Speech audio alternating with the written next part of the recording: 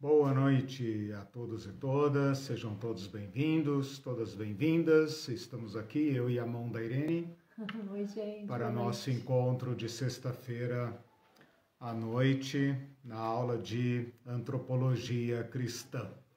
Enquanto vocês vão entrando aí na sala, eu vou dando as boas-vindas, espero que tenham tido uma boa semana, que seja um bom início de fim de semana, início de fim é boa, né? Início de fim de semana, possam desfrutar de descanso, de amizades, de encontros com cuidados, né? Porque a pandemia ainda não acabou. Temos que ter muita paciência. Estamos fazendo este curso, hoje é a quarta aula, talvez tenhamos aí mais 3. É um curso de antropologia cristã. Significa que existe uma antropologia geral, mas esta é cristã, ou seja, leva em conta e tem como ponto de partida a revelação cristã, a teologia cristã. Dentro da matéria da antropologia cristã, estamos tratando especificamente da natureza humana, da constituição humana. Na primeira aula discutimos um pouco como a teologia e o conhecimento cristão, de um modo geral, tem lidado com esta temática. Na segunda aula, trabalhamos sobre a imagem de Deus, propondo a imagem de Deus como o enquadramento para tratarmos desta questão. Na aula passada, aula número 3, falamos sobre alma, pesquisando, né, ou lidando com os termos em hebraico, grego, latim e desconstruindo um pouco daquela visão encaixotadinha que a gente tem do ser humano. É tentador ter um diagrama completo sobre o ser humano, um conhecimento técnico específico, mas isto não é possível. E nós devemos, então, dar esse passo atrás, né, estratégico, para então termos uma compreensão melhor deste grande mistério que somos, a vida humana. Na aula de hoje eu quero dar um outro passo para uma outra dimensão da constituição humana, que é o espírito.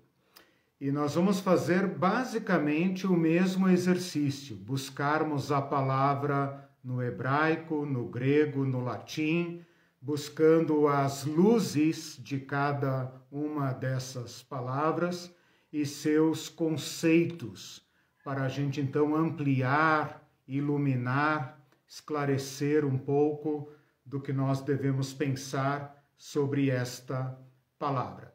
Se a palavra alma é mais ligada ao ser humano, a gente pode falar de alma do animal, mas ela é, digamos, mais comumente aplicada ao ser humano e não a Deus ou aos animais, a não ser num sentido muito periférico ou figurado. Já a palavra espírito é o contrário. Ela é muito mais relativa a Deus do que à humanidade, ou primeiramente a Deus, secundariamente à humanidade. Como o nosso curso não é sobre Deus, é sobre o ser humano, o anthropos, o ser humano, nós vamos então tentar fazer aqui um recorte, né, para deixarmos de lado as referências bíblicas a Deus. Deus é espírito, né? Deus não é material, Deus não tem carne e ossos como um humano, Deus não é uma vida dependente como nós somos, Deus é a vida autoexistente, o eterno, o absoluto, mas a nossa matéria nesse pequeno curso não é sobre a pessoa de Deus, é sobre a pessoa humana. Então, dentro de tudo que a Bíblia vai dizer sobre o espírito, nós queremos fazer esse recorte para ficarmos dentro do espírito humano. E lembro, né, a todos vocês que este curso, além de ser um curso, digamos, muito formativo, né? Porque ele ajuda a corrigir certas impressões equivocadas que nós temos e as consequências destes erros de compreensão, esse curso serve de fundamento, de preparação para um outro curso que virá na sequência, também pequeno, espero eu, né? A Irene não acredita, mas espero eu que seja um pequeno curso, de cunho mais escatológico, em que eu quero tratar sobre a morte e a ressurreição. O problema mais, digamos, grave da vida humana é o problema da morte. E nós precisamos pensar um pouco sobre o que a teologia tem a dizer sobre estes temas. Bom, feita esta introdução, então, esta recapitulação, uma breve revisão do que nós já falamos até agora, vamos então para a aula de hoje. Eu vou dividir entre a primeira parte Antigo Testamento, a segunda parte Novo Testamento, e espero então que a gente consiga chegar a algumas conclusões, algumas revisões de conceitos, né? Que é então o meu objetivo. Vamos lembrar aquilo que eu falei na primeira aula, o jogo de palavras que nós vamos explorar aqui. Então, a palavra comum da nossa linguagem é a palavra espírito. Espírito.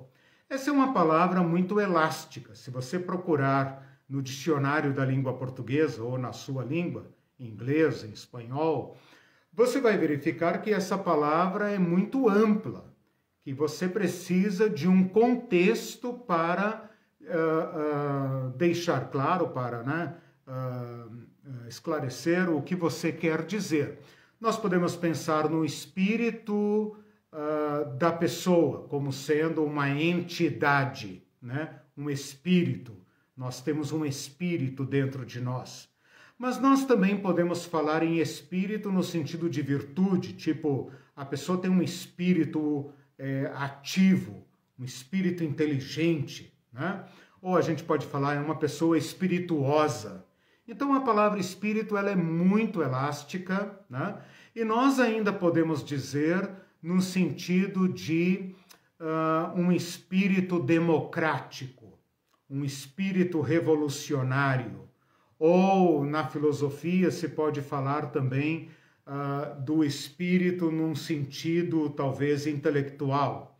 Ou no direito se pode falar, como comumente se fala, o espírito da lei, né? Então há uma grande discussão entre os advogados, aí, os juristas, se você pega a letra da lei, a literalidade, a lei seca, né?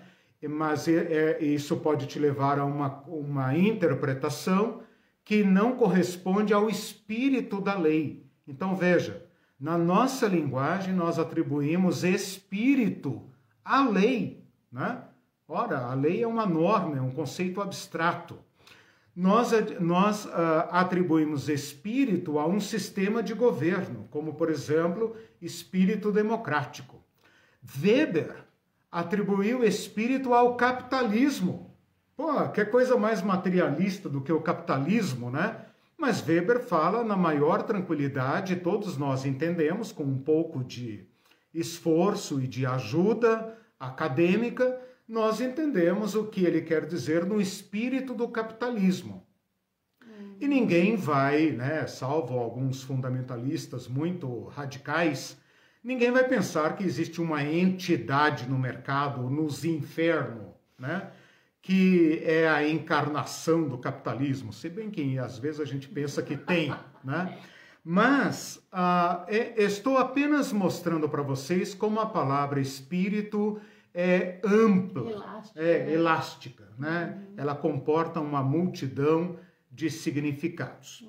Esta nossa palavra, então, vem do latim spiritus, né? Não é plural, spiritus, né? Sem o E do início, né? Spiritus, né? Como costumam terminar as palavras em latim, com um S no final. Esta palavra significa soprar, respirar. Ela vem de uma raiz mais antiga do que o latim, uma língua muito mais radical, né? Que os eruditos costumam chamar de proto-indo-germânico, proto-indo-europeu, né? PIE, proto-indo-europeu, ou seja, línguas antiquíssimas, né? De uma partícula, então, spei, que significa soprar. Então, percebam que na origem da palavra, e eu estou ainda na parte introdutória, não entrei ainda no Antigo Testamento, percebam que na partícula radical da palavra espírito está o seu sentido mais básico, mais fundamental, que é isso que eu chamo aqui do ventinho do nariz, né? Soprar, né? Então, esta palavra latina vai aparecer em português, eu falei isso na primeira aula, se alguém quiser resgatar depois, em diversas palavras, diversos verbos em português ou nas línguas latinas, espanhol, francês e talvez até outras que tenham sua base no latim ou sua influência latina, como, por exemplo, respirar, aspirar, inspirar, expirar, transpirar, conspirar, né? Então, diversas palavras em latim que vão usar esta raiz spei ou spir, né? Para formar, então, todas elas baseadas nesse ato mais fundamental, mais primitivo, que é o respirar, né? Percebam que o sinal vital mais evidente aos olhos, aquilo que você pode ver sem uso de aparelho, de ciência médica, que qualquer pessoa pode verificar, quer seja numa pessoa, quer seja num animal, é se ainda tem respiração, né? Ou você percebe a palpitação do pescoço, no peito ou no pulso, ou então aqui no nariz se está respirando. Então eu queria mostrar isto para vocês agora na introdução, que embora a palavra espírito tenha um conceito muito amplo, né? Muito grande, muito elástico dentro da linguagem, a sua origem é aquele sinal evidente mais primitivo, que é o sopro do nariz. Esta palavra latina traduz uma palavra grega que é pneuma, né? Que também vai existir em português, assim como a palavra psique é um radical que forma palavras em português, a palavra pneuma também vai aparecer em português, né? Em doenças do pulmão, né? Em força mecânica, pneumático, pneu, né? Então, nós temos aí algumas palavras em português que são baseadas nesta raiz grega pneuma. E esta palavra grega, então, vai indo para trás, né? Ela também vai captar o radical hebraico ruar. Seria como a nossa palavra rua, né? Com acento no A e com um H no final, que deveria soar como um R. Então seria ruar, né? Com R no final. Para facilitar a linguagem aqui, se eu falar rua, como se fosse rua, né? Com um acento no final, ruar, apenas para ficar mais simples e para a gente se entender, você entende que eu estou me referindo à palavra espírito em hebraico. Então, isso. Ou se quiser colocar um acento, né? Mas tudo bem, o H, só lembrando que esse H tem som de R, né? Como se fala, não sei de onde vem esse fonema, se é do alemão, né? Tem professores que discutem essa fonética do hebraico para o português, porque os sons variam de língua para língua, né? Bom, o que eu fiz até agora, então? Apenas mostrei que essa palavra é muito elástica no uso moderno, né? que nós, mas ela vem de um ato muito basal, muito primal, né? Que é a respiração, o sopro da boca, né? E que ela faz então uma viagem de volta dentro das Sagradas Escrituras, que é o latim, que se tornou a língua oficial da Igreja Católica, a teologia que predominou durante mais de 1000 anos, né? Do qual nós somos herdeiros. Fazendo então a viagem para trás, o latim vem do grego, ou traduz o grego pneuma, e o grego pneuma traduz o hebraico ruach.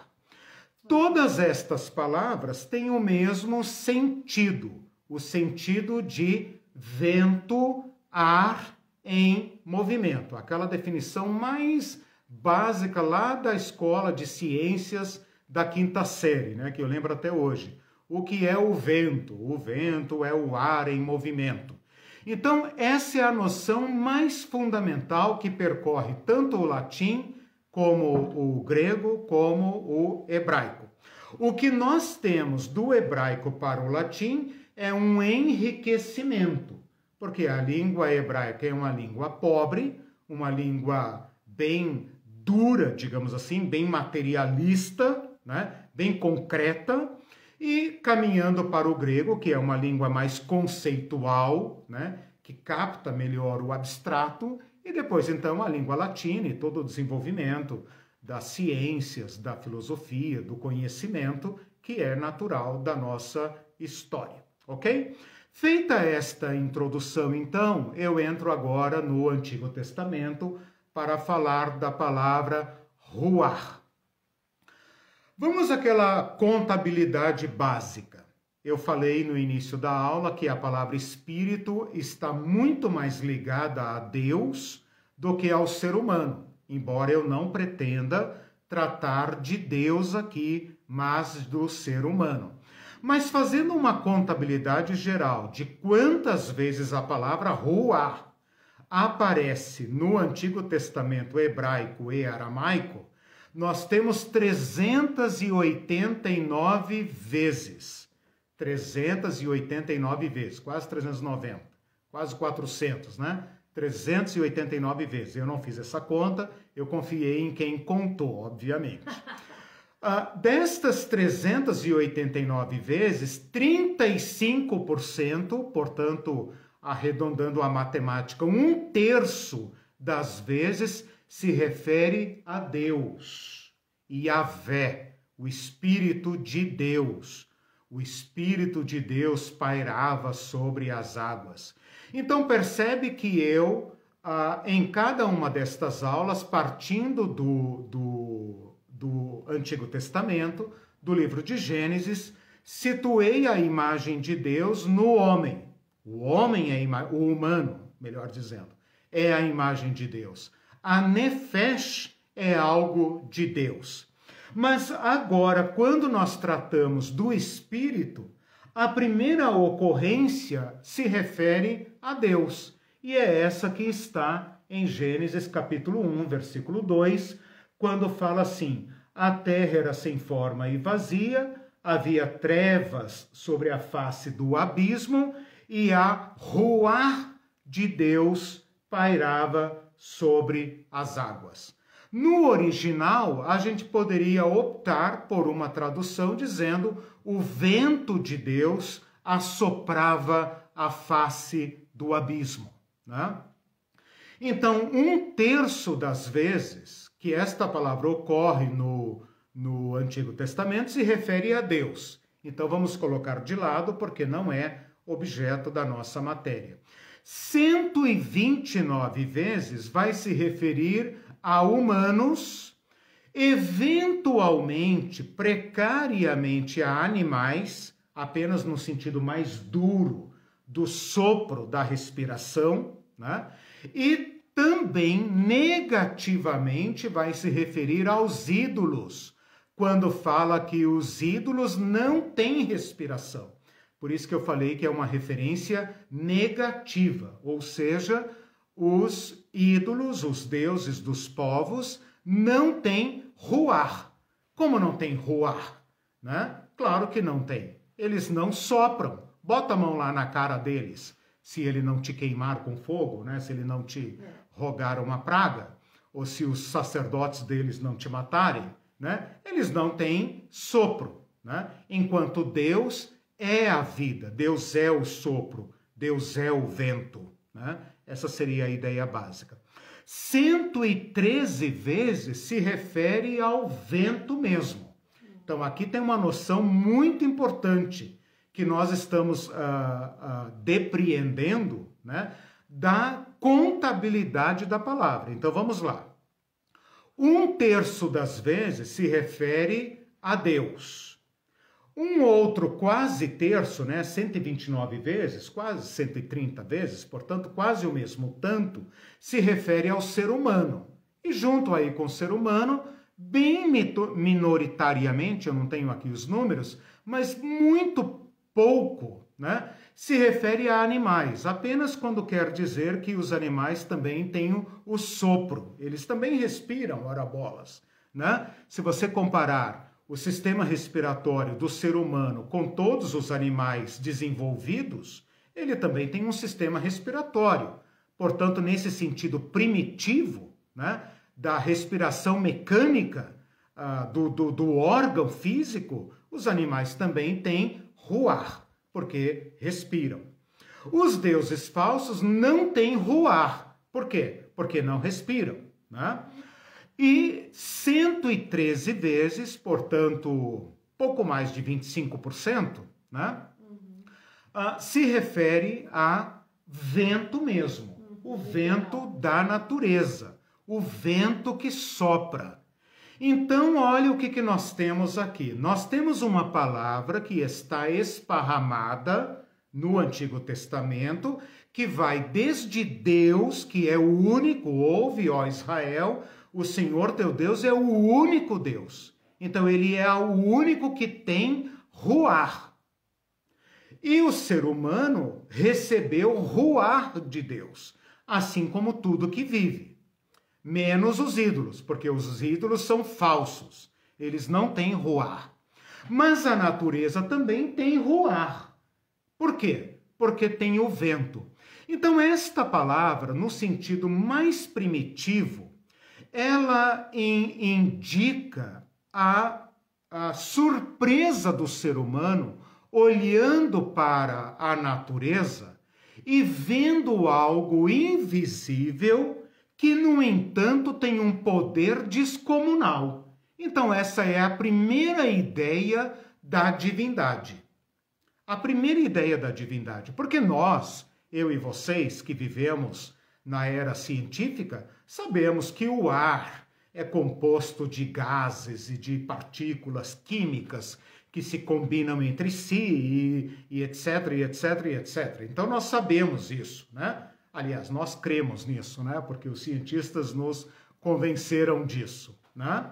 Mas o homem primitivo, o indígena ou as sociedades não científicas, portanto, todo o mundo da Bíblia, é aquele homem espantado e admirado com a natureza. E ele vê que o vento é poderoso, que o vento pode estilhaçar objetos da natureza, pode carregar coisas, pode agitar o mar. Então é muito fácil para ele pensar no vento como sendo uma imagem do divino. E ao mesmo tempo, esse vento entra nele e lhe dá vida. Entra e sai, entra e sai, entra e sai, mas está nele. Então, é um arzinho que entra e sai.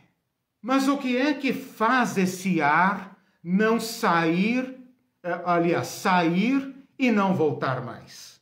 Então tem aí uma energia, tem algo aí que me obriga a pensar neste transcendente, né? Neste ser do ar. Então essa seria, digamos, a ideia mais primitiva embutida na palavra ruar. Então agora eu passo a mostrar para vocês a amplitude desta palavra no Antigo Testamento. Fizemos esse exercício na aula passada, vamos fazer agora de novo. Estou me baseando principalmente naquele teólogo Hans Walter Wolff, né? Hans Walter Wolff, alemão, que escreveu um livro chamado Antropologia do Antigo Testamento, que eu inclusive falei que me pareceu estar esgotado e que você deveria tentar achar uma cópia em PDF, né? Que me desculpem os donos dos direitos autorais, mas quando o livro se esgota, não dá para pagar 300, 400, 500 reais num livro. Este autor, então, ele apresenta seis significados, 6 traduções da palavra ruach, né? Sendo Deus, ou Espírito de Deus, ou Espírito humano, que é a mesma palavra, apenas uma delas, tá? Então, estas são as 6 traduções possíveis da palavra ruach no Antigo Testamento. Primeira, vento. Segunda, respiração, tá? Vento, respiração. Terceira, eu vou repetindo, tá? Terceira, força vital. A pessoa tem espírito, ou então saiu-lhe o espírito. É claro que se refere à respiração, mas às vezes é melhor traduzir como força vital. Ou se você quiser, vida, né? Vida. 4, o quarto significado, a quarta tradução, espírito mesmo. É melhor, então, traduzir como espírito mesmo, nesse sentido misterioso, que transcende o simples respirar. O sentido de temperamento, que é muito comum também para nós hoje. Por exemplo, a gente fala, olha só, um exemplo meio grotesco, né? Mas a gente fala espírito de porco, né? Tem espírito de porco que passou por aqui, né? Por quê? Porque nós estamos falando a comportamento, a atitude, a temperamento, a modo de ser, né? Às vezes, quando se chama uma pessoa de um nome de animal, né? Por exemplo, um espírito selvagem, né? Ou então um espírito forte, né? Você está se referindo ao temperamento dessa pessoa. E sexto, né, significado, força de vontade. Eu coloquei mais um aqui, que é anjo, tá? Mas é apenas um desdobramento da palavra espírito, porque nós vamos ter então, agora, né, nessa nossa análise, o ser humano e, de quebra, né, precariamente, limitadamente, o animal, como sendo um ser material, portador de fôlego de vida, mas também estará presente no Antigo Testamento, muito mais no Novo Testamento, esse espírito que transcende a matéria, né? Então, esta ideia do espírito como sendo a não matéria já está presente de modo muito rudimentar no Antigo Testamento. Então, eu vou colocar apenas essa pincelada aqui. É óbvio que anjo ou qualquer outro espírito, não sendo Deus, está dentro da acepção número 4, que é espírito, né? Eu apenas estou fazendo aqui uma pontuação para destacar os anjos como espírito. Não vou falar de demônios aqui no Antigo Testamento, porque o Antigo Testamento não conhece demônios, né? Apenas no Novo Testamento que nós poderemos falar. Então, agora, feita esta apresentação das sete acepções, né? 6, eu incluí 7 como anjo. Eu vou apresentar alguns exemplos apenas para ilustrar para vocês como que o Antigo Testamento soa no original. Então, eu vou substituir a palavra traduzida por ruach, e você então vai entender assim. Por exemplo, vento, né? Ar em movimento, não apenas o ar parado, mas este ar poderoso que se move. Esse é o sentido do vento, né? A ruach de Deus pairava sobre as águas, né? Não vou citar as referências para ser rápido, depois eu coloco lá o meu rascunho, aí vocês pegam. Mas eu acabei de ler aqui, né? Gênesis 1, capítulo 2, né? O Espírito de Deus pairava sobre as águas. Mas aqui cabe também a tradução como vento, porque quem agita as águas é o vento, né? É o vento que agita o mar, agita os rios, e não o espírito. O espírito não é material, né? O espírito, por definição, é não material. Então, como o não material poderia agitar o material? Então, nós poderíamos aqui perfeitamente pensar que o que foi visto, se fosse possível ser visto, era um forte, impetuoso vento agitando o abismo, o caos, né? O caos primordial de onde Deus vai tirar a ordem. Em Deuteronômio capítulo 32, fala da águia que paira, né, nos ares como uma ruar. No Éden, fala que Deus vem na virada do dia, na ruar fresca.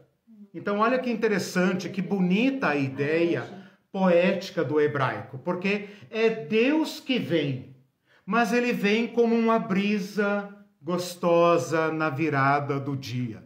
Se você lembrar que o Oriente Médio, né, tem o sol escaldante, né, quando todos estão cobertos porque o sol machuca, fere a pele, Deus era então aquele vento gostoso que vinha no final do dia. É Deus e o Deus com o vento com Deus.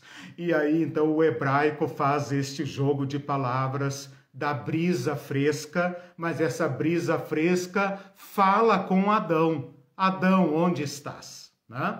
Então, é Deus que vem na brisa fresca. Nas pragas do Egito, fala que uma forte ruar oriental trouxe uma nuvem de gafanhotos. E depois uma forte ruar soprou e levantou essa nuvem de gafanhotos e jogou-a no mar. É claro que a nossa Bíblia vai traduzir como um forte vento oriental, que trouxe uma nuvem de gafanhotos e atacou toda a lavoura do Egito, que era uma potência agrícola. E depois um forte vento levanta, toma aquela nuvem de gafanhotos e leva embora de volta e joga no mar.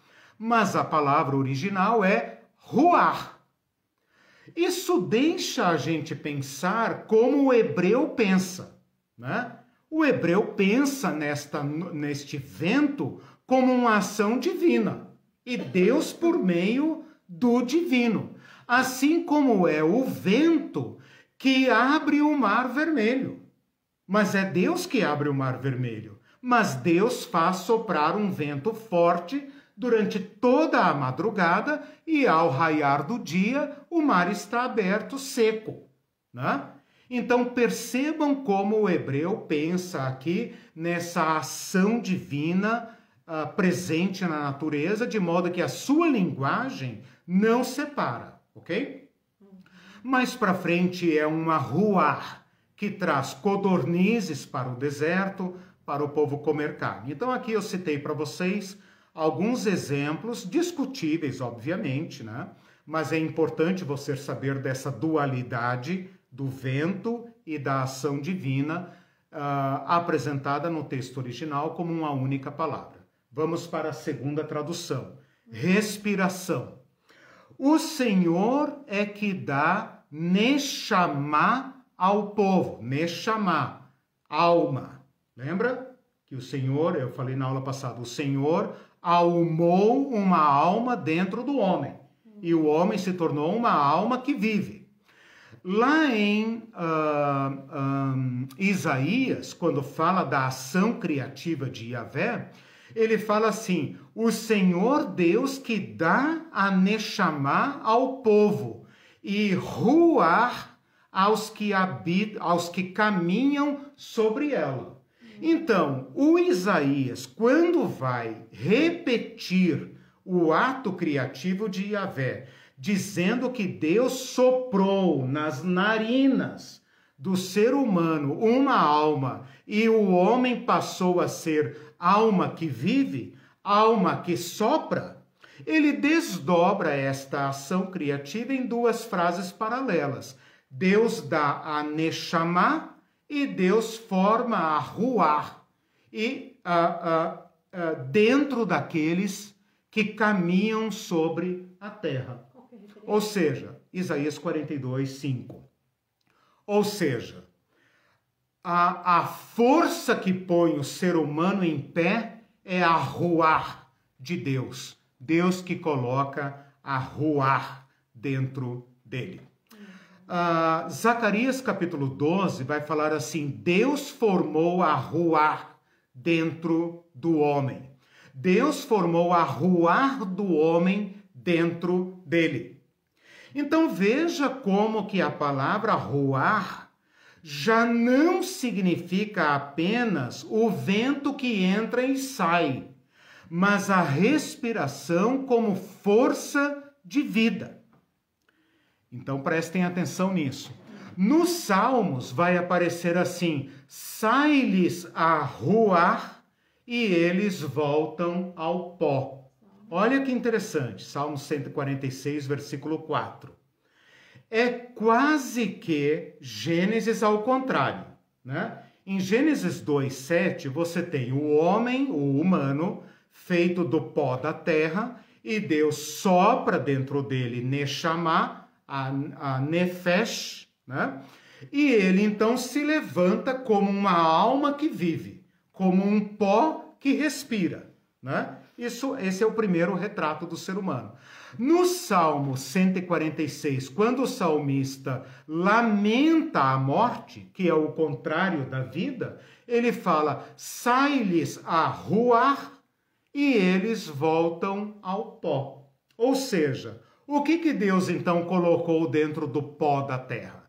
A sua Ruach.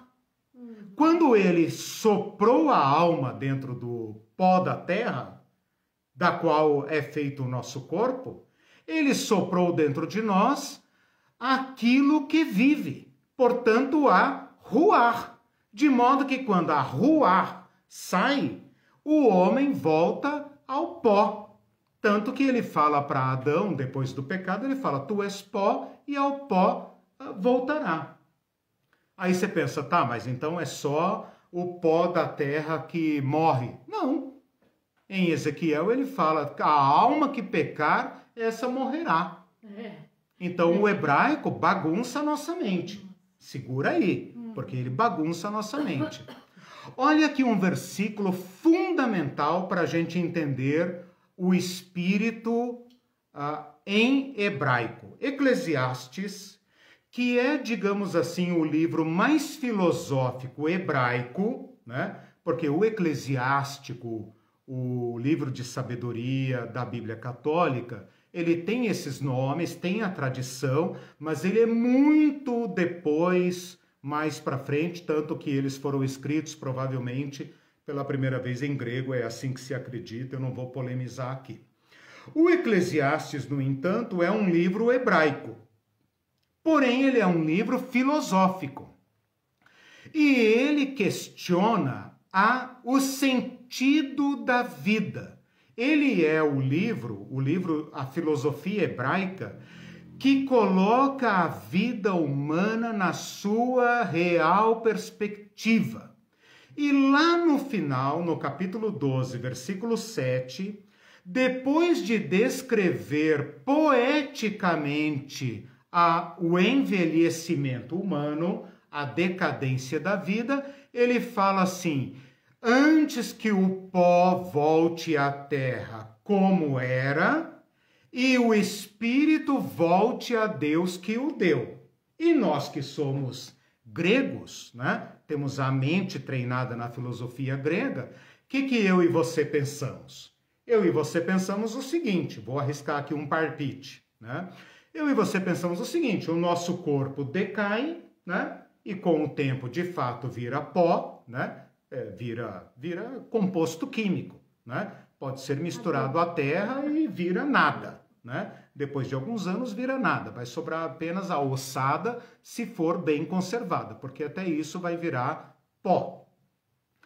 E o espírito volta a Deus que o deu. O que nós pensamos aqui? Que um gust que vive dentro de mim, que é o meu Eliseu real, né? Azul, meio transparente, meio translúcido, né? Meio etéreo, sai de mim como um fantasminha, né? Um fantasminha, não pelado, né? Porque não fica bem, né? Vestido com um lençol, com alguma coisa pudenda, né? E volta para Deus e chega lá batendo continência para Deus, né? Ou vai para outro lugar, né? Mas, meus irmãos, o que o hebraico está dizendo aqui não é niente, nada disso. Ele está apenas rebobinando a fita, para quem é do tempo da fita, né? Rebobinando a fita e mostrando Gênesis ao contrário. Ora, em Gênesis, Deus não tira o nosso corpo da matéria da terra e não sopra dentro de nós isso que você vê e sente aqui o ventinho do nariz. E quando você morre, o que é que acontece? O ventinho do nariz sai. E então teu corpo desfalece. Quando alguém desmaia, por exemplo, é porque houve um corte de suprimento do ventinho.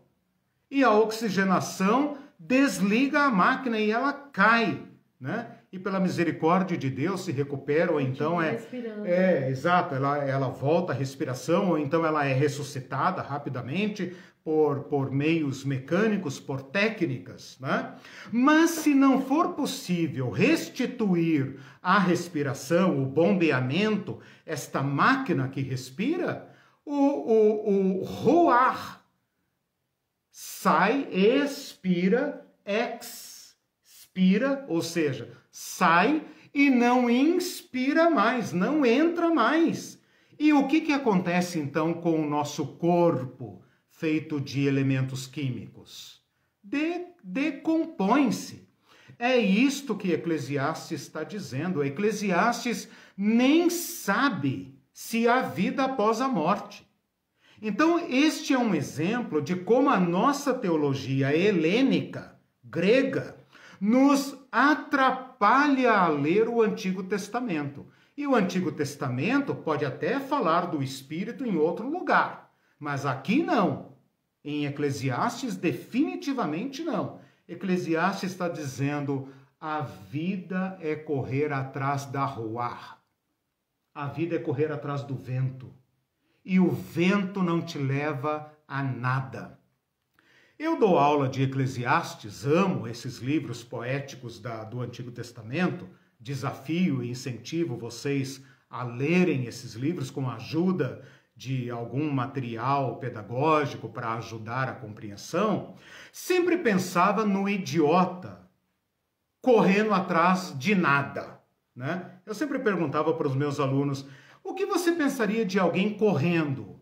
Você pensa, está correndo de alguma coisa. Não está correndo de alguma coisa, está correndo atrás de alguma coisa. Ah, sim, ele está correndo atrás de alguma coisa. Do quê? Do vento. Você pensa imediatamente, o cara é um tolo. Pois é exatamente esta figura que o autor de Eclesiastes coloca. A vida humana é tão tola, tão inócua, tão vazia, que ela é mesmo que correr atrás do vento. Mas eu pensava no vento no primeiro sentido. Mas que tal se a gente pensar agora com essa ajudinha acadêmica, se a gente pensar no ventinho do nariz e a nossa vida toda, desde que nascemos e respiramos fora do útero pela primeira vez, até o último respiro, é correr atrás da ruar do nariz. É por isso que nós lutamos para pegar o ventinho do nariz e dizer: eu ainda tenho tantas coisas para fazer. 1000 livros para ler antes de morrer, 1000 lugares para conhecer, 1000 filmes para ver antes de morrer. E você pensa, né? Quem vai dizer hoje, eu estou pronto a abrir mão do meu fôlego, já vivi bastante. Não! Sempre tem uma coisa, eu quero criar meus filhos. Exato. Aí depois você cria os filhos e fala assim, não, mas quero ver meus netos, quero realizar, por mais idoso, nós estamos aqui constantemente tentando pegar o arzinho do nariz. É isso que Eclesiastes está dizendo. A vida é correr atrás da ruar. E a pessoa pode ter tudo, né? Ser muito rica, mas o que vai contar para ela é o ventinho. O ventinho está correndo. Porque se ela ficar doente... O ventinho está correndo. Ele não entrou no seu nariz porque você quis, como os jovens revoltados falam, não pedi para nascer. Pois é, mas te foi dado fôlego de vida. Mas esses que falam isso, eles não E você não pode reter, não pode segurar. Nascido, vai onde for, paga o que lhe cobrarem, para que esse ventinho fique no seu nariz. Jó, aqueles amigos de Jó discutindo, fala assim, se Deus retomasse a sua ruar, ele entende perfeitamente que a ruar que está entre nós veio de Deus, porque não vem da terra, então veio de Deus.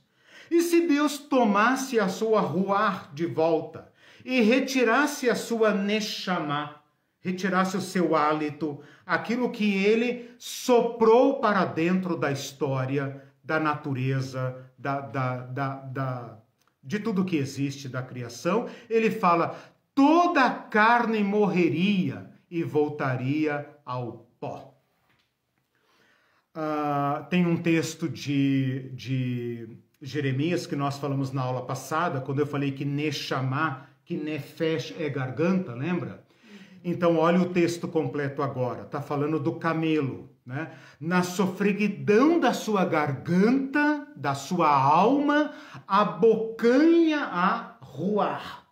Você quase sente a tua garganta desesperado, só de falar que ele está com sofreguidão e abocanhando o ar. É como uma pessoa que está sendo sufocada e desesperadamente busca o ar. As palavras no hebraico são garganta e sopro, respiração. Mas no hebraico na nossa tradução, são alma e espírito. Significa dizer que tem algo em nós que tenta agarrar o espírito. Como se a alma fosse o recipiente do espírito. Como se a nossa vida fosse, digamos assim, o recipiente onde Deus depositou o conteúdo, né? Então a nossa alma vivente tem um conteúdo. Que conteúdo é esse? Esta força vital que está conosco, que está em todo o nosso corpo e que nos transforma de matéria em vida. E este grande salto da matéria para o orgânico continua sendo um mistério profundo, intransponível para a ciência. É claro que a ciência não pode apelar para Deus, porque Deus está fora do escopo da ciência, né? Mas a filosofia, as religiões, é que tentam capturar este momento em que o pó da terra se torna matéria orgânica, se torna um todo, um complexo vivo. Este vivo é que o Antigo Testamento chama de Nefesh e Ruach. Tá, uma pergunta. Você, a partir do Salmos, acho que foi tão discreta. Não, eu ainda estou em respiração. Ainda estou em respiração. Então, mas sim. Respiração a partir do Salmo, a passagem acho que é a 2 e eu não... Não, sim. Quando eu falei de respiração, vento... Então, vento foi até falar de trazer codornizes. Falei das codornizes, falei do vento que traz gafanhoto, tudo isso é ruar, vento. A partir do momento que eu falei que Deus dá ruar àqueles que caminham sobre ela, Deus formou a ruar dentro do homem, dentro do ser humano, aí já é respiração. Tá. Deu para entender? Acho que depois você vai ter que retocar. Porque tá. Eu fico olhando Vento é quando fala sobre agitar as águas, trazer gafanhotos, secar o mar, trazer codornizes. Isso foi vento. Estou aproveitando para recapitular, para ficar claro também para quem está ouvindo. Quando eu falo que Deus formou a ruar, esse vento agora está dentro do ser humano, é respiração. Então, por exemplo, eu falei, Deus deu a ruar aqueles que caminham sobre ela. Deus formou a ruar dentro do homem, dentro do ser humano. Quando fala, sai-lhes a ruar e eles voltam ao pó, que eu falei que é Gênesis ao contrário, né? É respiração. Quando eu falei do Eclesiastes, o pó volte à terra, como era, e a ruar volte a Deus que o deu. Respiração. Se Deus retomasse a sua ruar e retirasse a nefesh, toda a carne morreria. Significa que o que nos mantém vivos é a nefesh ruar. Ok? Falei agora também da garganta que abocanha o ar, né? Esse ar não é o vento na natureza, mas é o vento dentro de mim, esse que me dá vida, que me dá fôlego. Fôlego, junto com respiração, pode colocar fôlego, né? É isso que nós temos, fôlego. E ainda no sentido de hálito, o Jó vai dizer, quando ele está extremamente doente, ele vai dizer, minha ruar cheira mal a minha mulher. Está falando claramente do hálito. O que é o hálito, senão o ar saindo do seu corpo, né? Sai pelo nariz, sai pela boca. É o hálito, mau hálito, bom hálito, né? E ele fala, estou tão doente, tão mal, que minha ruar causa nojo à minha mulher. Ou seja, nem minha mulher pode me dar algum conforto de tão mal que eu estou. Jó. Ok? Jó 19, 17. Depois eu coloco as referências lá. Vamos então agora para o terceiro ponto, quando ruar significa força vital ou vida. Ele fala aqui, deixe-me ver, em Salmos, que tudo foi criado pela ruar da sua boca. Querendo dizer aqui as palavras de Deus, que Deus criou tudo pelo poder da sua palavra. E não tem palavra sem sopro, né? A palavra nada mais é, a palavra humana nada mais é do que o sopro, né? Organizado de modo inteligível. Sons, fonema, fono, né? Se você prende o nariz, né, o seu som já fica prejudicado. Se você não tiver cordas vocais aqui vibrando numa ordem inteligente, você... exato. Você, então, assim, há uma associação no hebraico sobre a palavra de Deus, poder de Deus, vida de Deus, com sua palavra. Então, a palavra de Deus não é apenas o som, fonema, mas quando diz que Deus disse e ouve, né? Fiat lux, né? Faça-se a luz e houve luz, é o poder de Deus. É Deus jogando sua ruar na natureza. Por isso o hebraico pensa, e isso está presente nas Escrituras, que o poder de Deus, a energia de Deus, é que mantém tudo em movimento. Qual foi o impulso inicial para que tudo esteja em movimento? O poder de Deus. Por isso a filosofia, Aristóteles, etc., vai dizer de Deus como um motor imóvel, ou seja, aquele a quem ninguém move, mas que ele per si move todas as coisas. Pela ruar do teu nariz se amontoam as águas. Aqui está falando de Deus, força vital, né? Então aqui é uma noção mais relacionada a Deus, como força vital, querendo dizer que a vida que o humano tem e que os animais têm vem de Deus. Então é Deus que com o sopro do seu nariz fez o mar vermelho se abrir. Olha aqui de novo. Eles imaginam um Deus irado, soprando violentamente com o fôlego do seu nariz, com o poder de Deus, fez abrir o mar. Se você lembrar que o mar, nas mitologias antigas, era uma divindade, está dizendo do poder de Deus sobre o poder das águas, né? Que com o mero soprar do seu nariz, rasga o mar e liberta o seu povo. Quando fala que o Espírito de Deus vem sobre fulano, né? O Espírito de Deus vem sobre Sansão, o Espírito de Deus veio sobre tal pessoa e ele se levantou com força. Essa é a Ruach divina. Então aquele poder que vem, aquela autoridade, aquele impulso, aquela coragem que os outros olhavam e pensavam, o Espírito de Yahvé está sobre ele, vamos com ele. Essa Ruach, este Espírito é o mover poderoso de Deus que coloca uma pessoa em movimento, né? Por que é que Sansão poderia defrontar-se com centenas de homens? Porque ele era movido pela energia, pelo poder, pelo Espírito de Yahvé. Quando o profeta Joel, olha aqui que coisa mais bonita, e eu já estou chegando no Novo Testamento, olha que coisa mais bonita. Quando Joel promete, né, Deus, por meio de Joel, fala, derramarei do meu espírito sobre toda a carne, ele está falando, derramarei da minha Ruach sobre toda a carne.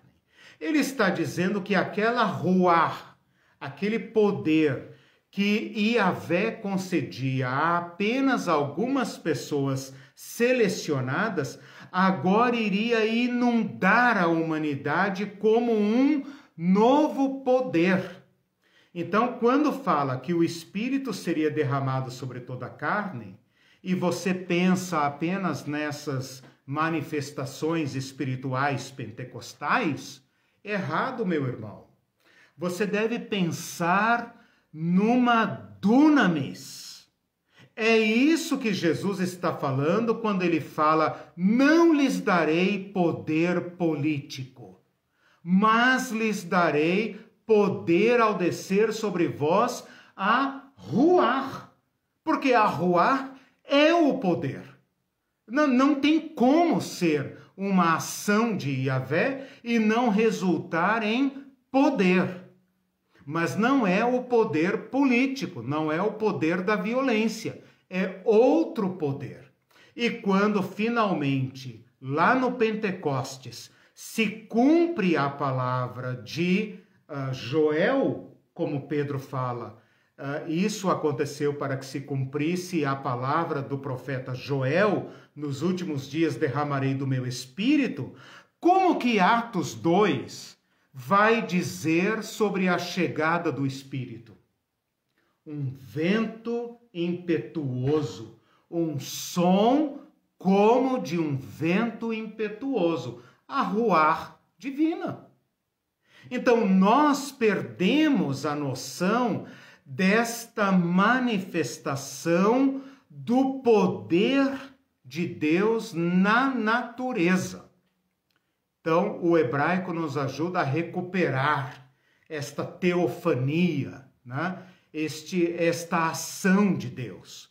Até os pentecostais, né? Nossos irmãos pentecostais evangélicos e os carismáticos católicos, né? Que não querem ser chamados de pentecostais para não serem confundidos com os evangélicos, que ressaltam a ação do Espírito Santo, dão, digamos, maior expressividade à presença do Espírito Santo, perdem a noção original do agir de Deus no humano.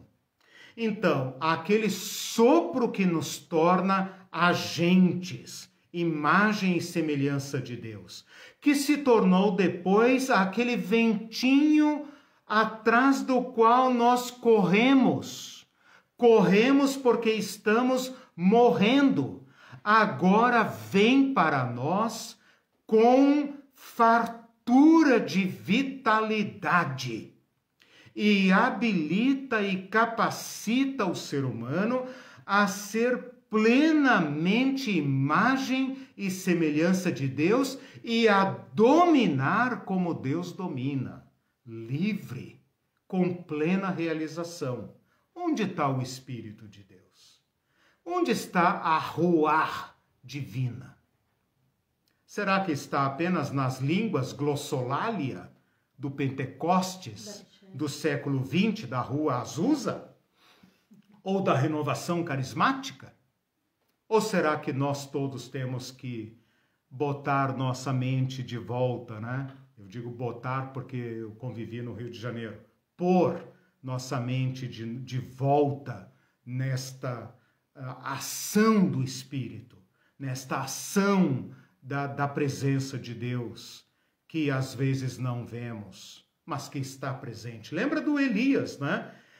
Que Deus vem para ele como um vento impetuoso e depois vem como uma brisa mansa e suave e ali Deus fala com ele. Manifestações do vento, manifestações do poder. E Deus optou pelo poder da brisa fresca, suave, para então falar ao seu profeta. Bom, vou falar aqui rapidamente então sobre ânimo, tá? Vou pular aquela parte do porque não diz muito respeito aqui a nós, e vou então para temperamento. Fala, por exemplo, da rainha de Sabá, que chega diante de Salomão e ficou sem fôlego. Falou que o espírito dela saiu. Ora, ela morreu? Não. Ela ficou como que... Como é que a gente fala isso quando a gente está profundamente admirado? A gente fala... mas a gente não fala alguma coisa de fôlego? A gente não fala? Não, tudo bem, todas essas dão a ideia de um desfalecimento, mas a gente também não tem a ideia assim, nossa, perdi o fôlego. Não tem, acho que a gente fala isso também, né? Uma coisa que nos assusta, terror, e também uma coisa de grande admiração, a gente fica assim, né? sem fôlego, né? Então, mais ou menos essa é a ideia. Nós conhecemos esta expressão do temperamento, de tanta admiração. Fala que Deus também fica irado e pode soltar a sua ruach contra os seus inimigos. Eclesiastes fala, olha que interessante esse daqui, essa é boa. É melhor a pessoa que tem uma ruach longa, vê se você entende o que ele está dizendo. Eu estou colocando no literal, né? Uma ruach longa do que aquele que tem uma ruach alta. O que é uma ruach longa e o que é uma ruach alta? Ruach longa, uma alma longa, longânimo, longa alma. Então, quem tem uma ruach longa é aquele que consegue manter sua serenidade, sua respiração, sua energia, sua raiva, né? Porque a raiva, né? Que muda a nossa respiração, né? Começa a bater, né? Rosnar, irritar, né? Exato, muda até a nossa frequência cardíaca. É uma ruach longa, que na nossa língua é uma alma longa, um longo ânimo, longânimo, né? E uma ruach alta, aquele que respira alto, orgulho. Que bota o seu nariz lá em cima. Onde é que está a ruach? No nariz. Então, o nariz é empinado. Coloca a sua ruach acima da ruach dos outros. Porque os outros têm que abaixar a sua ruach. O Eclesiastes vai dizer, quem garante que a tua ruach vai para cima e a dos animais vai para baixo? Baixa a tua bola, cara. Você é só um animalzinho melhorado, um macaco que aprendeu a manusear as mãos, o polegar, só isso. Então baixa aí tua bola, porque você respira como o teu cachorro respira. Baixa a tua bola. Linguagem de Eclesiastes. Olha esse daqui também. A ruach de um homem, de uma pessoa, pode suportar a doença. Mas a ruar abatida, quem suporta? Essa é legal. Né? Tá falando de temperamento. Né? Uma pessoa firme, os médicos comprovam isso, né? Uma pessoa firme, ele enfrenta as piores enfermidades e até gera energia para a sua doença. Mas uma pessoa abatida é insuportável, né? E ela vai acabar adoecendo e vai acabar morrendo, né? Porque ela própria, sua ruar, está abatida. Percebam como o hebraico relaciona o arzinho do nariz com as emoções. Então percebam como o arzinho do nariz transcende a materialidade, né? Porque ela fala desta energia vital, que pode ser mansa, tranquila, feliz, irada, abatida, longa, alta, ok? Então é uma linguagem pobre tentando abarcar o fenômeno que está diante de nós. Como força de vontade é quando Deus desperta alguém, né? Então, por exemplo, Deus despertou as pessoas para construir o templo.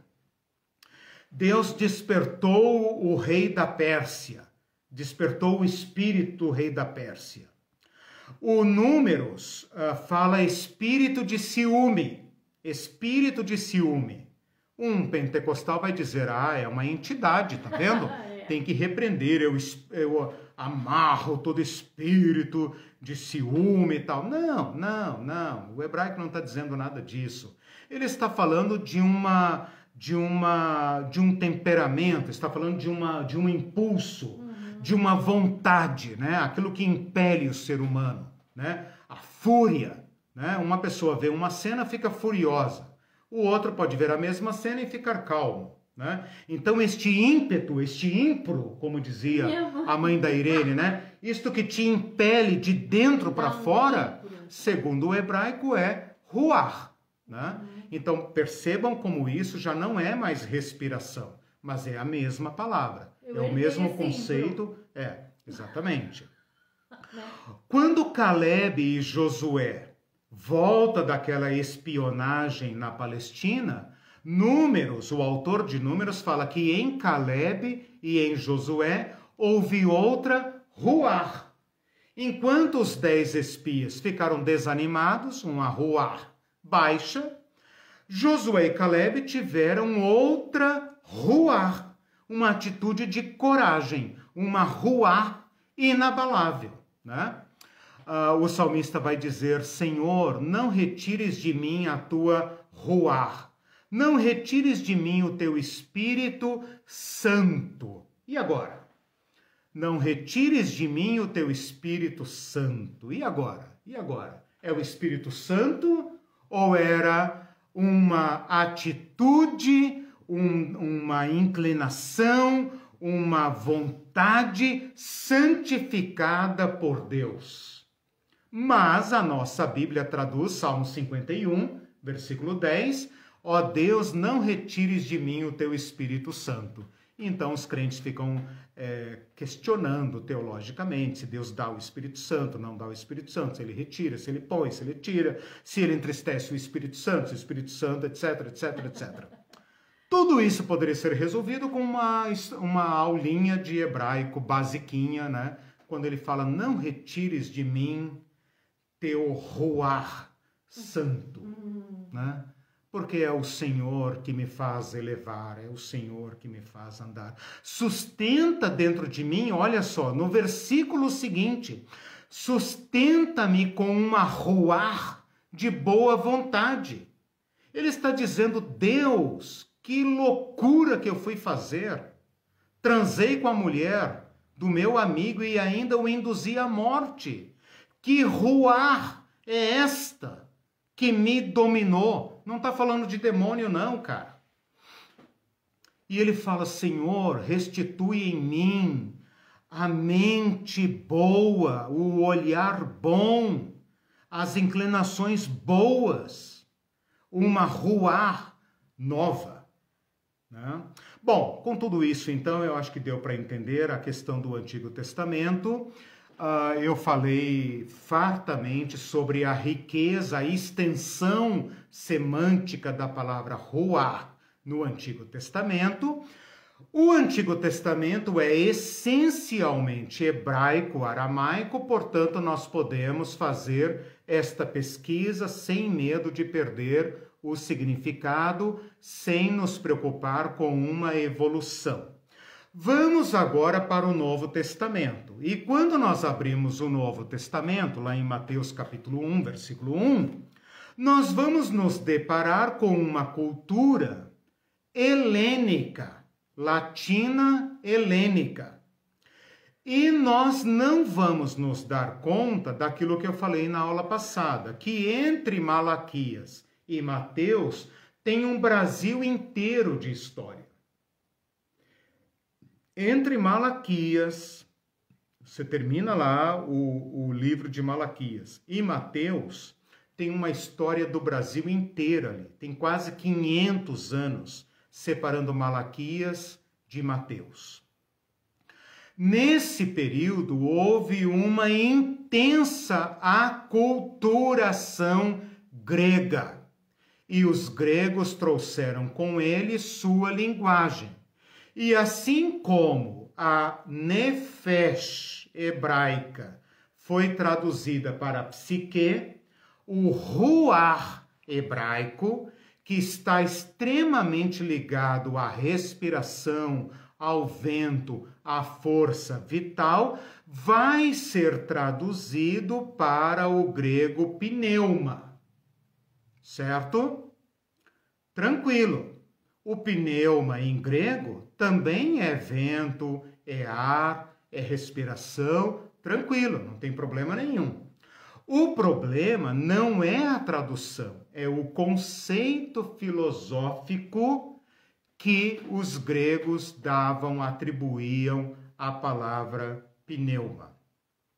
E aqui então é que vai nascer e depois vai se traficar para dentro da nossa teologia a separação, não apenas separação, mas oposição entre pneuma e corpo.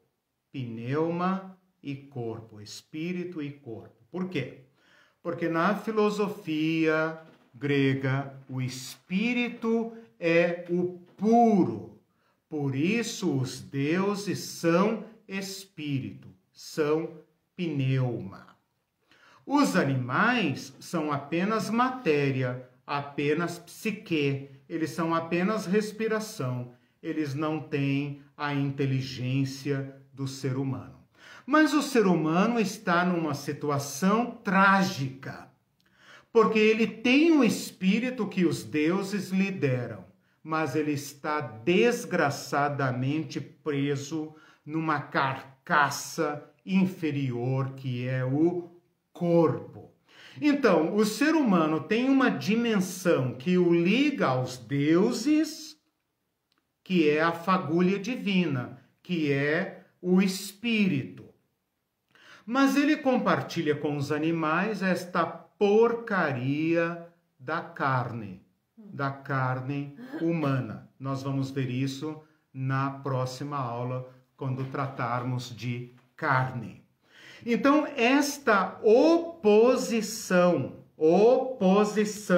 divisão entre pneuma e sarx, que é a palavra para carne, para corpo, para matéria, vem de fora da compreensão grega e é então traficada para dentro da nossa teologia pelo sincretismo com a filosofia grega.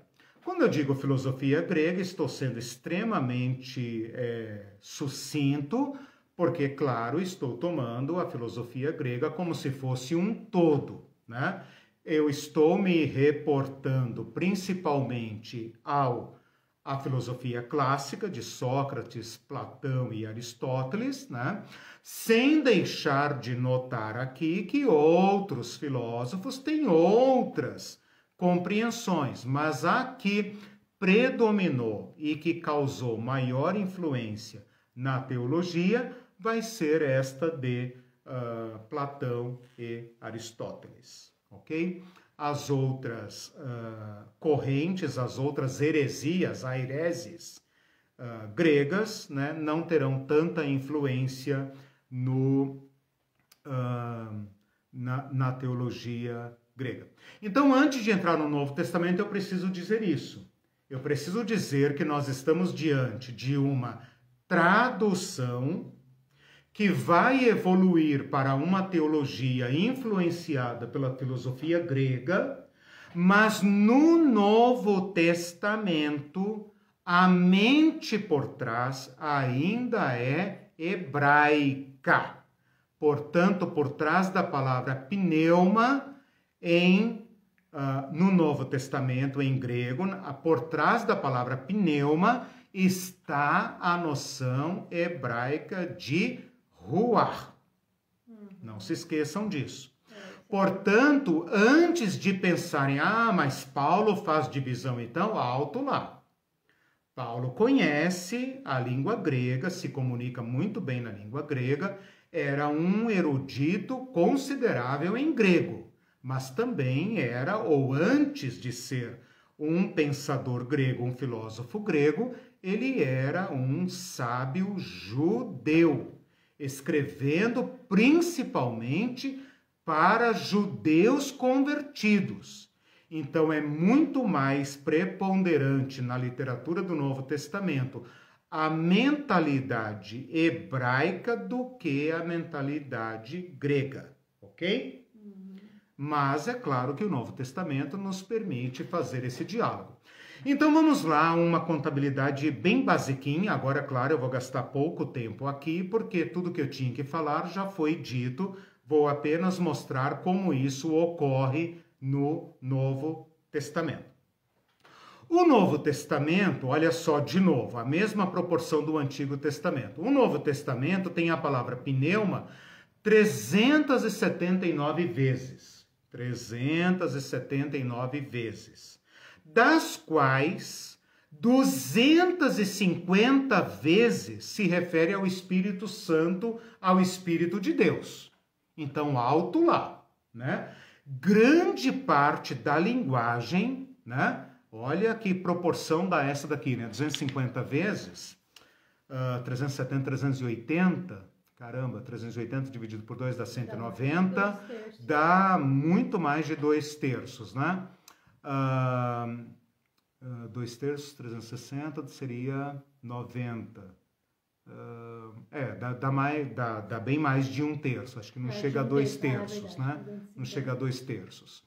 Bom, depois vocês façam as contas aí, me ajudem, por favor, porque pensar hebraico, grego, latim, e teologia e matemática é muito para a minha cabeça masculina. O meu espírito está pronto, irmãos, mas a minha alma... A sua ruana. Olha só, né? Olha só a encrenca que nós vamos plantar aqui, né? Jesus falando, o espírito está pronto, mas a carne é fraca. Que encrenca, cara, né? Jesus, quando fala isso, tem um sentido, quando Paulo fala, tem outro sentido. E a crentaiada falando que a carne é fraca, a gente peca mesmo e tal. Problemas para a próxima aula. Bom, então, 250 vezes se refere ao Espírito Santo, Espírito de Deus. Cerca de 40 vezes se refere a espíritos malignos, demônios, espíritos maus.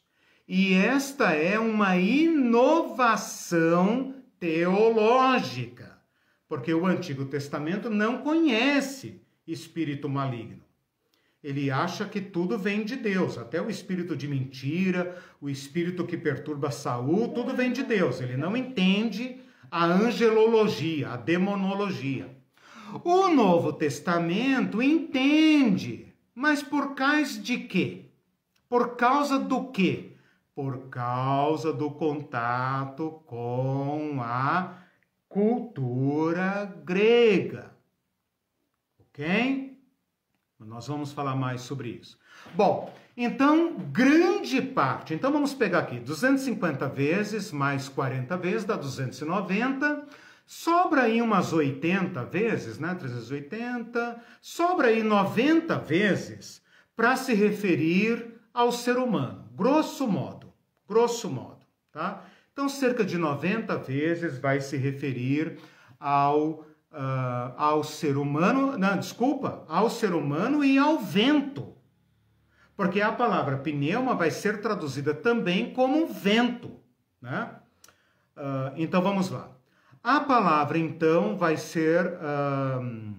Desculpa, gente, desculpa, fiz confusão aqui. Não é traduzida como vento, tá? O Novo Testamento usa outra palavra para falar sobre vento. Então, a palavra pneuma nunca vai se referir a vento, tá? Se eu tiver errado, depois eu faço uma errata.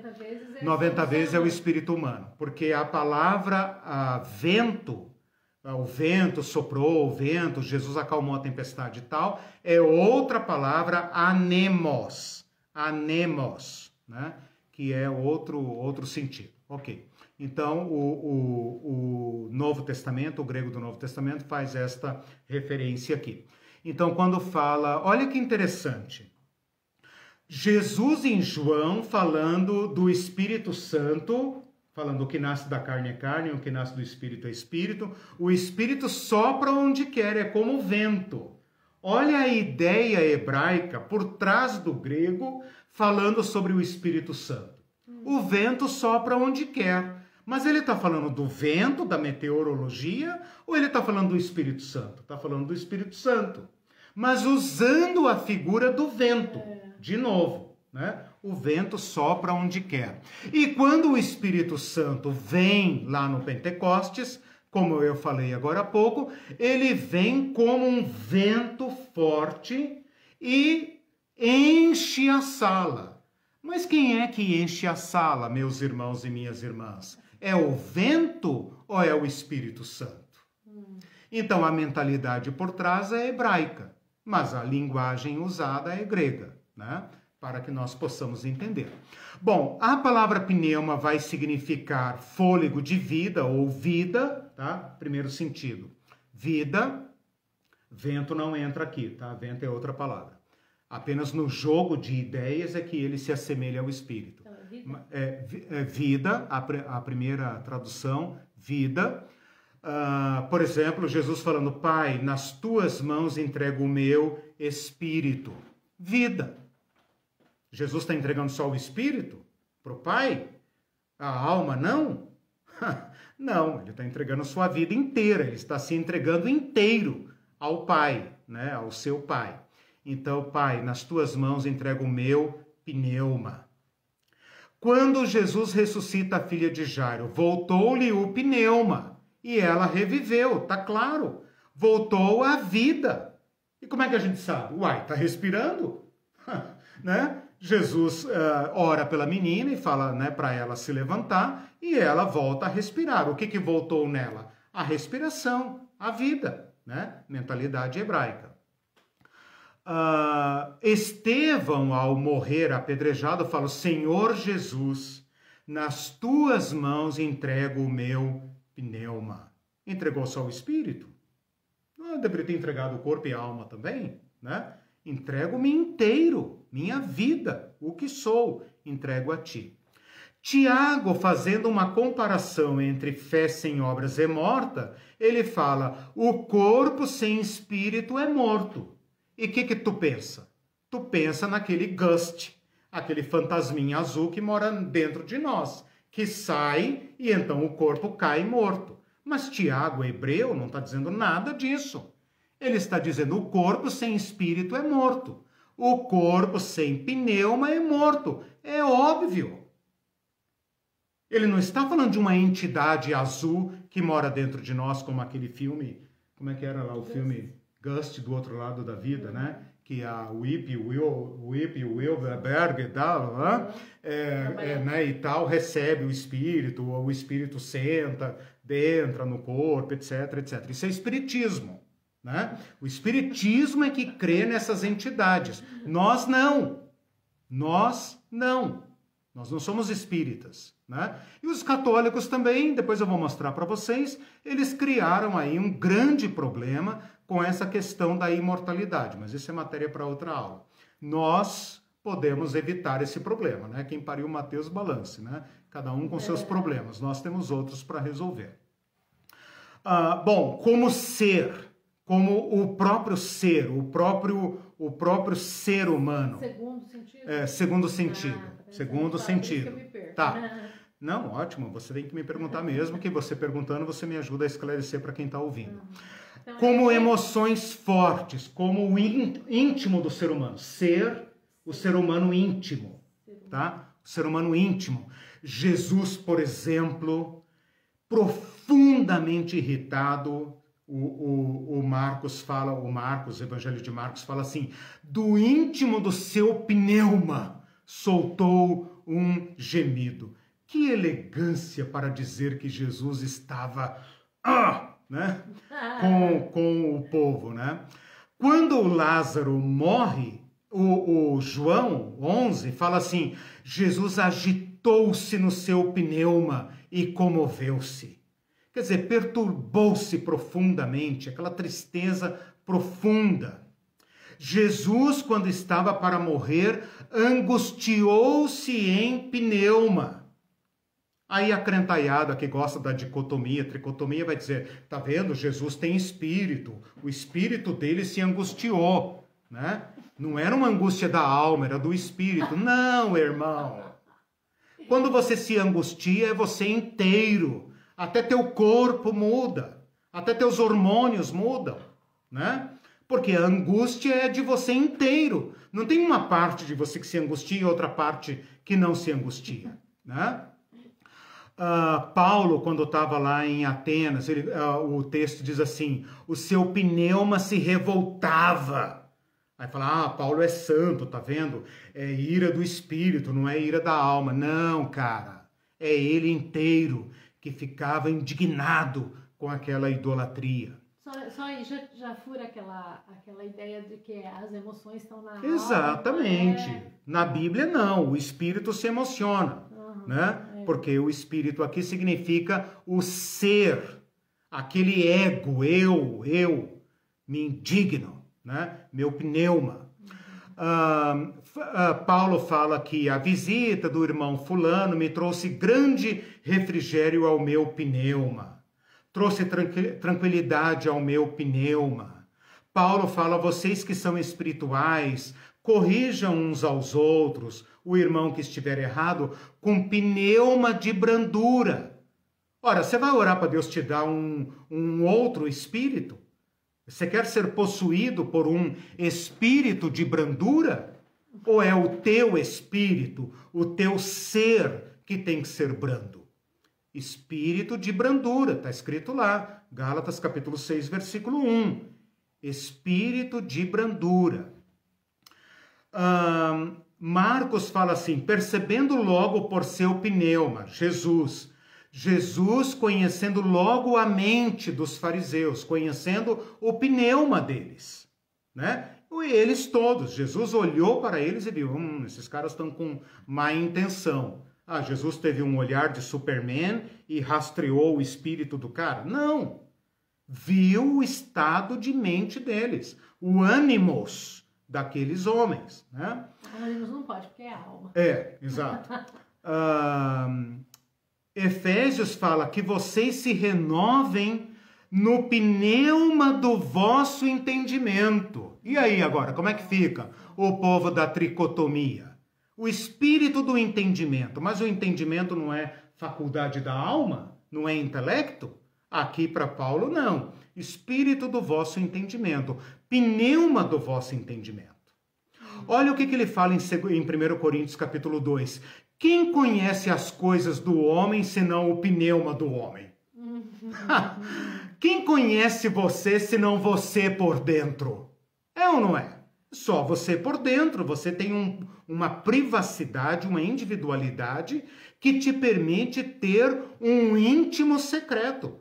Por isso, na próxima aula, ou depois, quando nós falarmos do coração, Deus conhece o coração, é isto, conhece você por dentro. Porque você consegue esconder seus pensamentos, se você quiser, você aprende a arte de esconder seu pneuma. Eu não consigo, você descobre sempre. Não, toda pessoa consegue esconder seu pneuma. João Batista veio no poder, no espírito e no poder de Elias. Os espíritas vão dizer, né? Os espiritualistas, kardecistas vão dizer, tá vendo? Encarnação, reencarnação, tá vendo? Elias se reencarnou em João Batista. Não, a palavra ruach não é uma entidade. Entidade é uma crença, um conceito de outras religiões, não é do hebraico. O hebraico não tem esta compreensão conceitual. Portanto, está dizendo que este cara parece o pai dele, né? Tem o mesmo jeitão, a mesma coragem, o mesmo humor, o mesmo temperamento. E João Batista iria ser como se fosse João Batista, o mesmo poder, mesma autoridade, mesma audácia de Elias. Paulo fala, resolvi no meu pneuma ir a Jerusalém. E agora, constrangido no meu pneuma, vou a Jerusalém. Ora, mas a decisão, a vontade não é uma faculdade da alma? Mas Paulo decidiu no seu pneuma. Então, vocês aí da tricotomia que agora costurem aí, né? Botam no liquidificador, né? E tal, e faça a gororoba inteira do ser humano. Tem que misturar tudo, né? Bom, eu acho que aqui basta, né? Ele fala de um pneuma de mansidão. Você vai orar para Deus te dar um outro espírito? Você quer encarnar um espírito de mansidão? Não, né? A gente não fala um espírito inteligente, um espírito orgulhoso. O espírito orgulhoso é um demônio? Espírito de orgulho. Espírito de orgulho? Os crentes inventaram até espírito de morte, gente. Pelo amor de Deus, né? É muito beabá da teologia. É uma contradição de termos. Espírito é vida. Então eu vou mostrar para vocês no desenvolvimento desse curso que nós estamos comendo heresia na nossa teologia. E Deus está mostrando aí o Deus dos irmãos aí, das irmãs, né? Eu acho que não tem ninguém aqui me assistindo, mas se tiver alguém me assistindo, não tem espírito de morte. Não, mas o Espírito Santo revelou. Não revelou, cara. É uma contradição de termos, é um absurdo. Nas outras religiões, a morte é uma divindade. Na nossa, não. Não tem o anjo da morte. Não tem espírito da morte na nossa fé. E nós, protestantes, queremos ser sola escritura. Então, por favor, vamos jogar fora a palha, vamos ficar com a nossa teologia. Ela vai nos dar uma compreensão melhor do ser humano. Caramba, já estourei o tempo, né? Bom, eu paro por aqui, deixa-me ver se tem mais alguma coisa e tal. Tem aquela questão do homem espiritual que Paulo fala, daria pano para manga isso aqui, mas eu trato disso mais para frente quando nós desenvolvermos melhor o conceito. Então, são 3 sentidos. Eu coloquei 3 sentidos, né? Bom, eu posso colocar mais um aqui, aqui. 2. Eu coloquei o vida, ser, né, que é emoção. Sim, 2, coloquei 2. Posso colocar aqui um terceiro, que seria quando João ou Paulo falam assim, no corpo ou fora do corpo, né? Que seria o em espírito, que nada mais é do que uma visão. Então o espírito não saiu dele, etc, etc. O espírito não sai, não volta, não tem nada disso, tá? Se sai, morreu. De acordo com a mentalidade hebraica, morreu. Então o espírito não sai, não vai a lugar nenhum. Ele apenas está dizendo que não sabe dizer se ele foi arrebatado corporeamente, né? Porque esta crença existia naquela época, ou se foi um sonho, mas não apenas um sonho, né?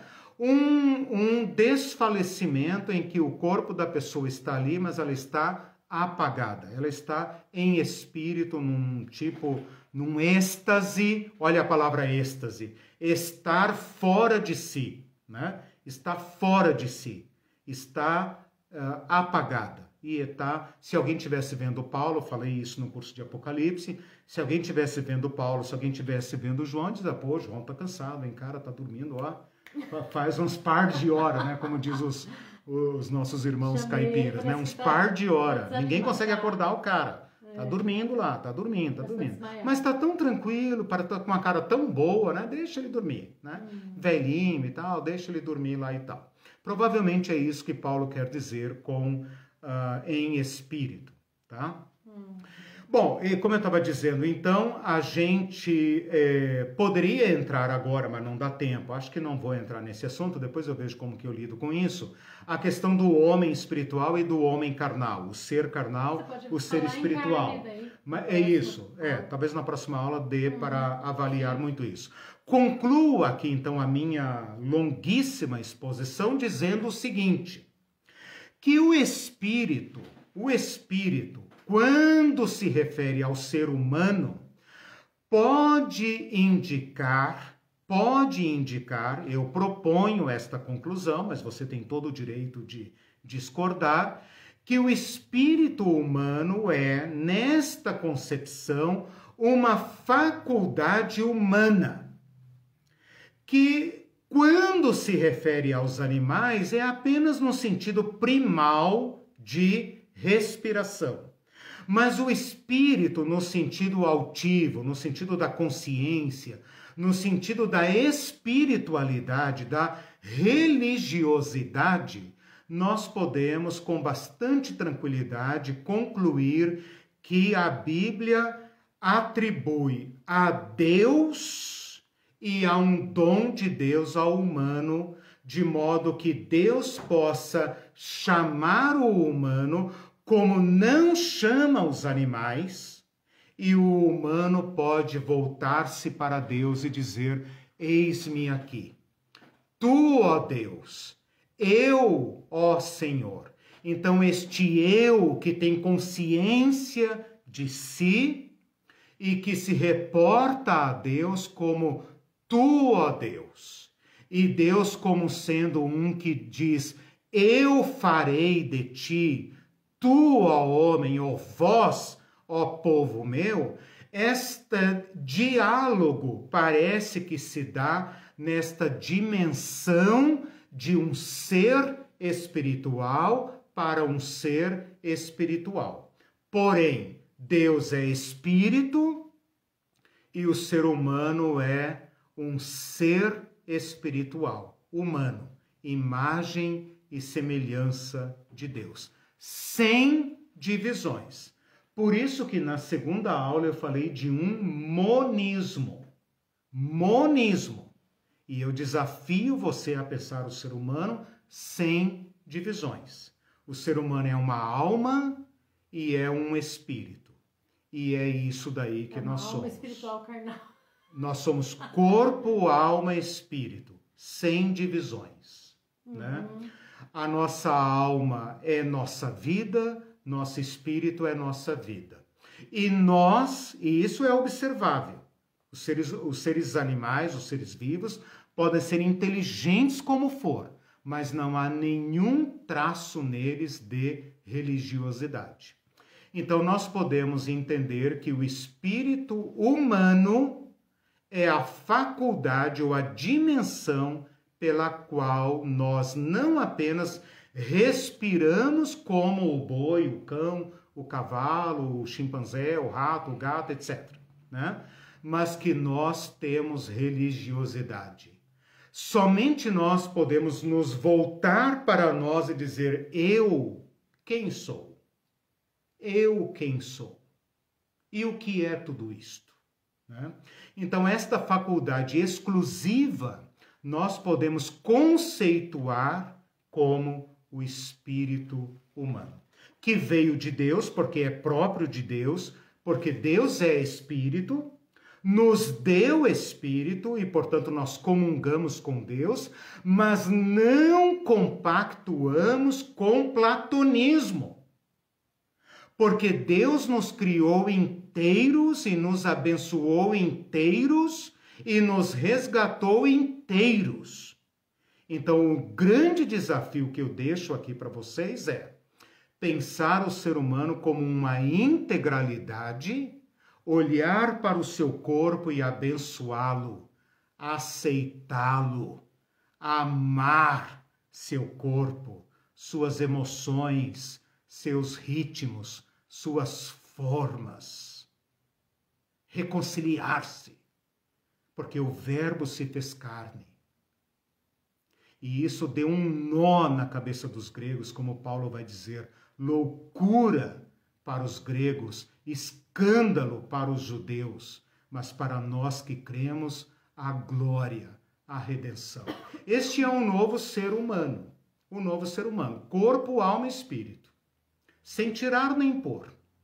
Nada vai ficar para trás, nada, só a maldade.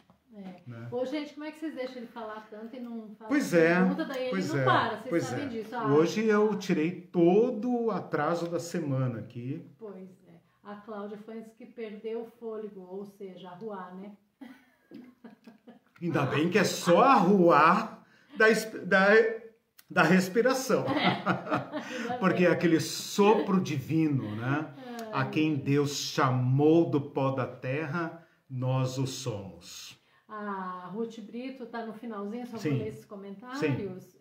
Diz assim, aquelas experiências de quase morte que os espíritas kardecistas tanto gostam de explorar é um assunto que causa um frisson entre muitos evangélicos também. Exatamente. Né? Nós estamos preparando, Rita, obrigado pelo seu comentário. Ruth Brito, desculpa. É a nossa amiga Ruth Brito. Desculpa, eu troco todos os nomes. Que hoje está ao vivo. Rutinha. Ruth, é o seguinte, esta aula é preparação para nós discutirmos justamente morte e imortalidade e ressurreição e reencarnação. Então o bicho vai pegar.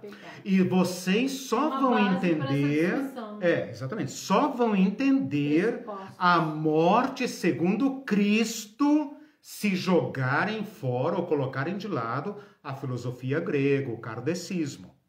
E até algumas partes da teologia católica, né? Porque a Igreja Católica criou um problemaço para eles resolverem, não é problema meu, né? É para os meus professores lá, meus colegas teólogos católicos, né? Eles que resolvam, né? Porque eles criaram essa coisa do purgatório, dos santos que estão no céu e etc, etc. Então, isso é um problema deles, né? Eles foram fundos na filosofia grega e agora não conseguem mais separar a teologia da filosofia. Nós, protestantes, podemos fazer revisão, porque a nossa pegada nos permite fazer reforma, né? Então, nós podemos fazer essas releituras, essas críticas e voltarmos ao original, como estou fazendo com vocês agora. Luiz Carlos Cunha fez uma pergunta. Luiz Carlos, bem-vindo ao canal. Ele te responde depois, porque agora não dá tempo. Tá, ok. Ele está dizendo qual a diferença entre revelação e inspiração. Sim. Você responde depois. Tá. E É engraçado, a gente usa a palavra inspiração, né? Veja como é uma palavra ligada ao espírito, né? É mesmo. Interessante. A Celi Xavier, bem-vinda, Celi, nossa irmãzinha. Nosso abraço carinhoso. A Celi está dizendo obrigada por todo o bem que vocês fazem a nós. Amém. E a Cláudia respondeu para ela exatamente o que eu penso também. Celi, tem muito trabalho aí, muita generosidade, muita partilha. Celi, minha irmã querida, me permita dizer, né, em luto, este curso é em grande parte pensando em você, sabe, para ajudar você a separar o grão do alimento da palha, sabe? E para que o Espírito Santo possa consolar profundamente o seu ser. Porque nós temos que tirar essa lixaiada da nossa frente para ficarmos com a esperança, né? É isso que nós queremos, esperança, minha irmã. Tá bom? Ok, então terminamos, atrasados, né? O Gilberto deu uma dica aqui, Antropologia do Antigo Testamento à venda, como um e-book Kindle por R$ 43,11. Ótimo, obrigado, Gilberto, obrigado, Kindle, ótimo. Gente, vale a pena, viu? Para quem quiser reler o Antigo Testamento com essa bagagem que eu estou passando, esse livro revolucionou a maneira como eu leio o Antigo Testamento e, por conseguinte, também a maneira como eu interpreto o Novo Testamento. É uma leitura que vale a pena, recomendo amplamente. Tchau para vocês, nos vemos no domingo. Tchau, tchau.